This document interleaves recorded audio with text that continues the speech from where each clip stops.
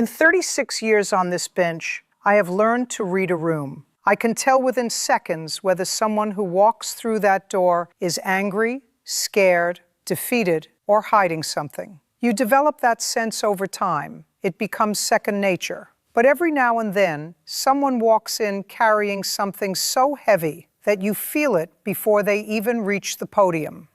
That is what happened the morning James Whitfield came into my courtroom. And I want to tell you about it, because I think about him still. If you believe that the people who serve this country deserve to be truly seen when they come home, subscribe to this channel right now, because this story is one I have needed to tell for a long time.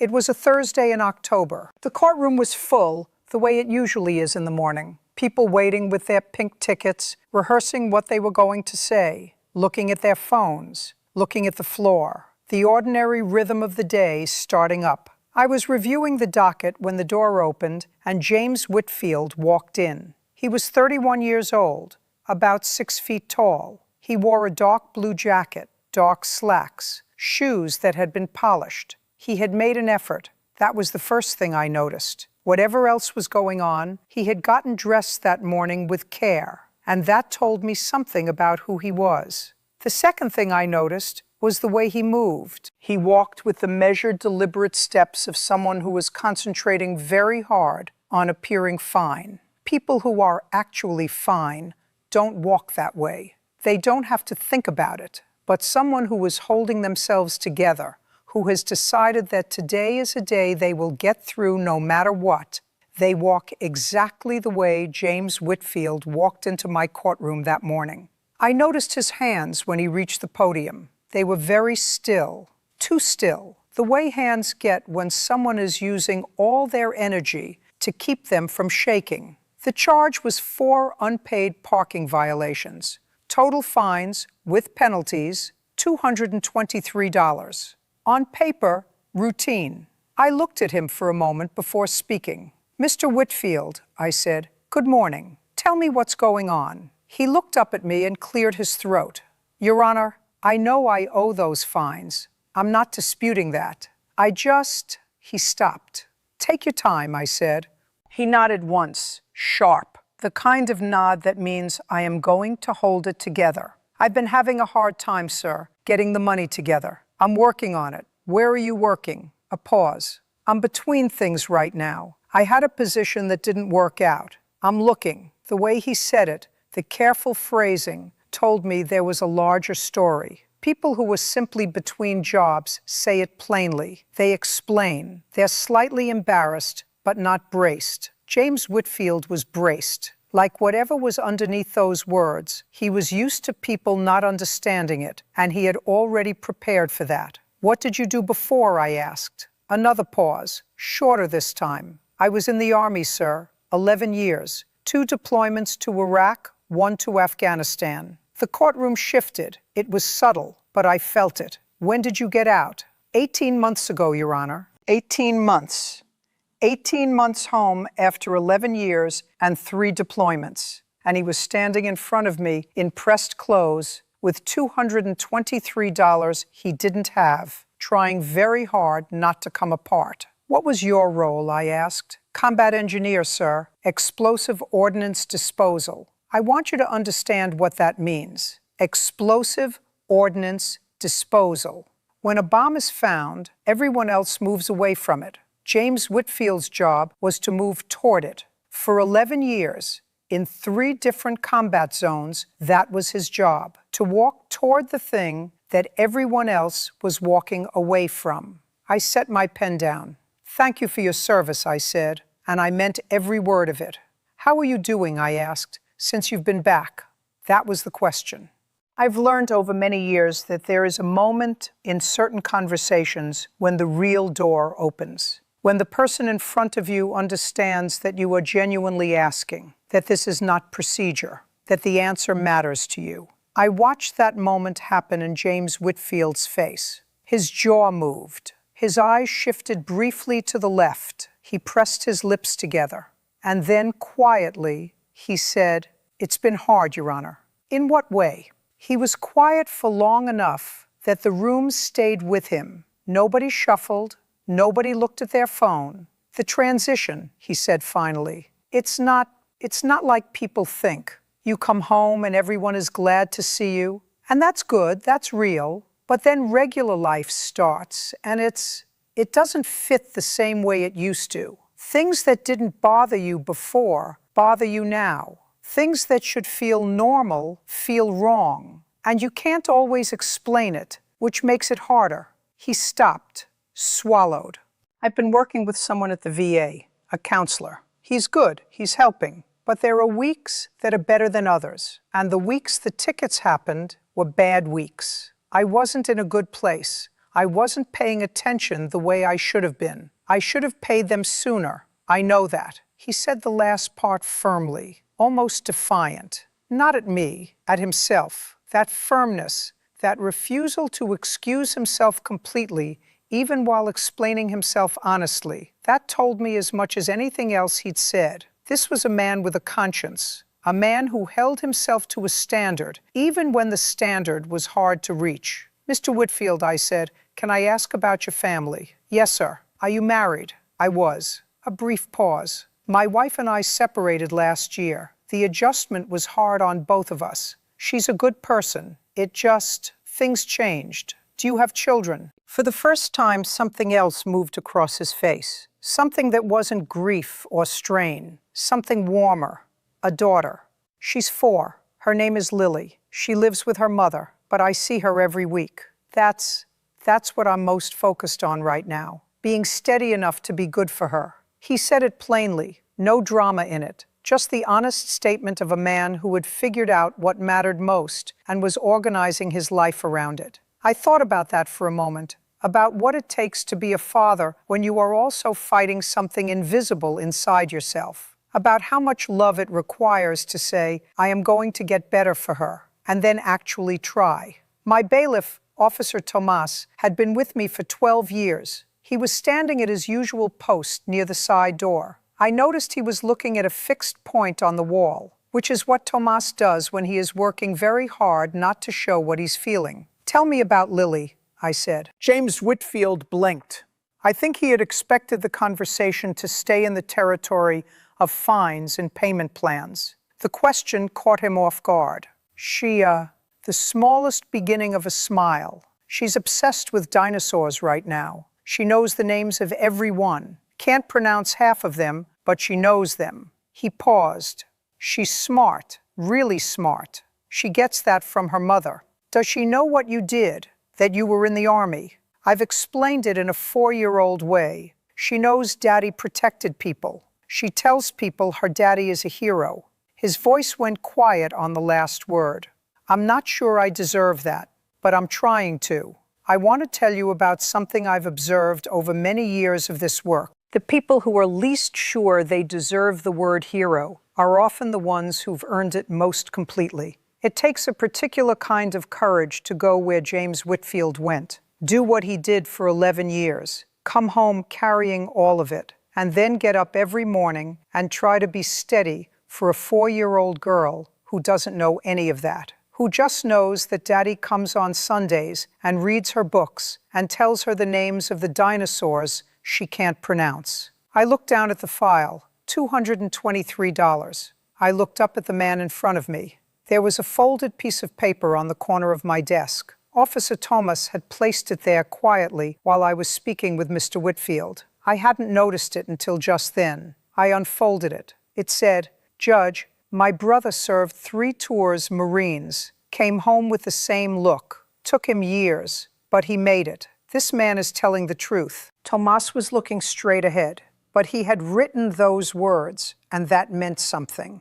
Tomas is not a man who acts without purpose. I folded the paper and placed it to the side. I looked out at the gallery. There was a woman near the aisle, maybe 70 years old, with her hand resting flat against her chest. There was a younger man in a work jacket 3 rows back who was staring at James Whitfield with an expression I recognized. The expression of someone who has seen this before. In a family member, maybe. In a friend.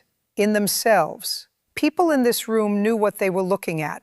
So did I. Mr. Whitfield, I said, I want to say something to you, and I want you to hear it. He straightened slightly. You came in here today and you told me the truth. Not a performance of the truth, the actual truth. You didn't make excuses. You didn't dress up your situation. You said, I've been struggling. I know I owe these.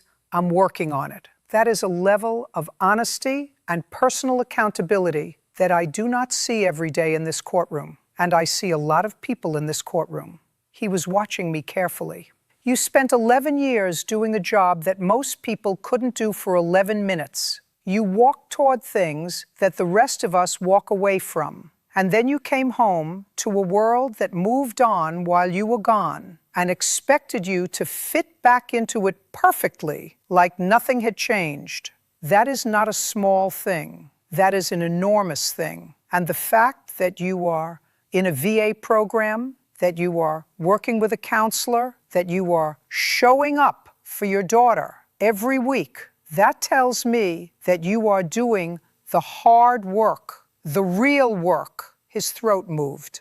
These fines are dismissed. The intake of breath from the gallery was immediate. I held up my hand briefly because I wasn't finished. But I want you to hear this part clearly. I am not dismissing them because you are a veteran. I am not dismissing them because your story moved me, though it has. I am dismissing them because when I look at the full picture of who you are and what you are dealing with, I see a man who is genuinely trying. And the law gives me the discretion to consider the full picture. I am considering it. I leaned forward slightly. What I want from you in return is simple. Keep showing up to that VA program. Keep being present for Lily. And when you find your footing, and I believe you will, I want you to be patient with yourself on the days when footing is hard to find. Can you do that? He was fighting to stay composed. His eyes were bright. Yes, sir. Good. I paused. And one more thing. There are going to be people in your life, maybe there already are, who don't understand what you're going through, who think you should be over it by now, or past it, or fine. I want you to ignore those people. What you carry is real. Getting help for it is not weakness. It is the same decision-making that made you good at your job over there. You identify the problem, you call in the right resources, you address it. That's exactly what you're doing. Don't let anyone tell you otherwise. James Whitfield looked at me for a long moment. Then he nodded. Once, slow and deep. Thank you, Your Honor. Thank you, I said. Now go take care of yourself. Lily needs her father around for a long time. He walked out the way he had walked in, measured, deliberate. But something had shifted. It was in the shoulders mostly.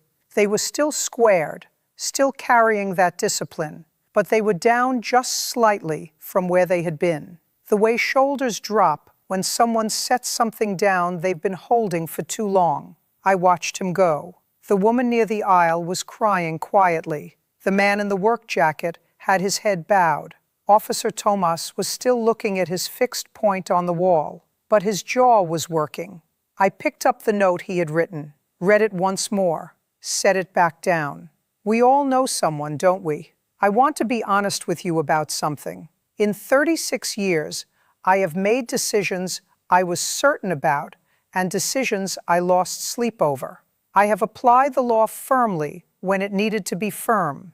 I have found mercy when the full picture called for it. I have been wrong sometimes. That is the nature of this work. But dismissing James Whitfield's fines was not a hard decision. And I want to explain why, not to justify myself, but because I think it matters. Some people watch cases like this and say, the law's the law. You cannot make exceptions based on someone's story. And I understand that argument. I have made that argument myself, in other cases, for good reasons. But law is not a wall. It is a framework. And within that framework, I have always believed that wisdom means considering the whole person standing in front of you. Not just the violation, not just the paperwork, the whole person. James Whitfield walked toward bombs for 11 years so that other people could live safely. He came home to a world that didn't fit, without enough support, carrying things no training prepares you to carry. He fell behind on $223 during the hardest stretch of his life. He came to court anyway. He told the truth anyway. He held himself accountable anyway. What does it cost us to extend grace to a person like that? What kind of justice would it be to add to his burden? My father, who worked hard every day of his life and understood hardship the way only people who have known real hardship do. My father used to say that you can always tell the measure of a community by how it treats the people who gave the most and got the least back. We owe James Whitfield more than dismissed parking fines. As a country, as a community, we owe him much more than that. But in that moment, in that courtroom, dismissed fines were what I had. So that is what I gave. About 6 weeks after that morning, I received a letter, handwritten.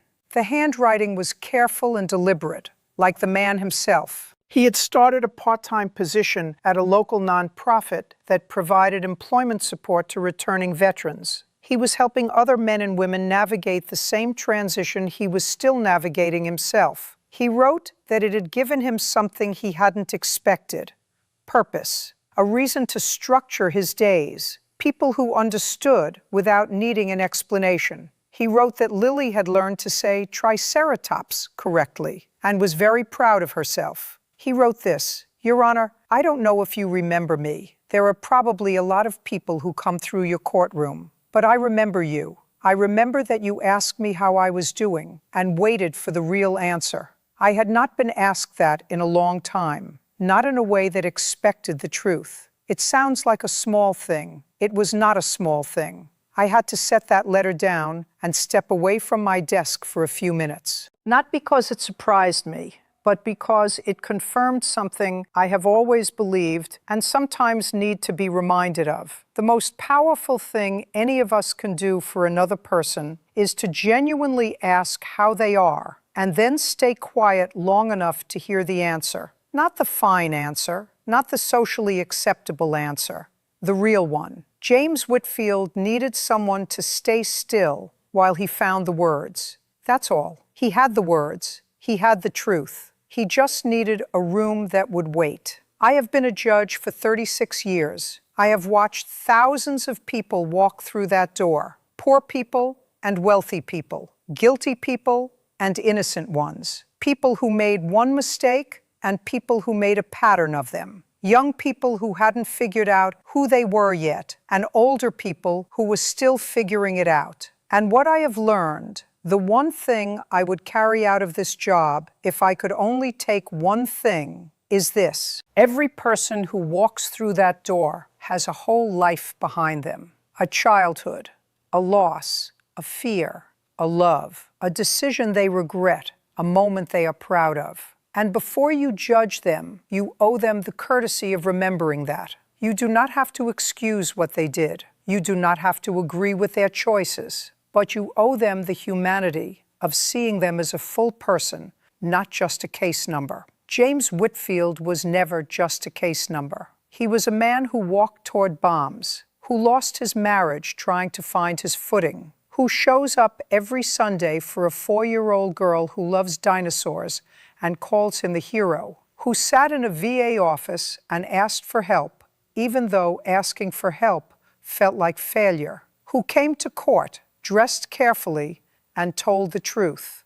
That is not nothing. That is everything. And if we cannot find grace for people like that, then we need to look seriously at what we think justice is for. Take care of your veterans, not just on the holidays with the flags and the speeches, on the ordinary Tuesdays. Ask them how they are. Wait for the real answer. Understand that what they carry home with them is not always visible, but it is always real. And treat the people who walk into your life, every one of them, like their story is worth hearing, because it is. God bless you. God bless the men and women who serve. And if this story stayed with you, pass it along to someone who needs to hear it today.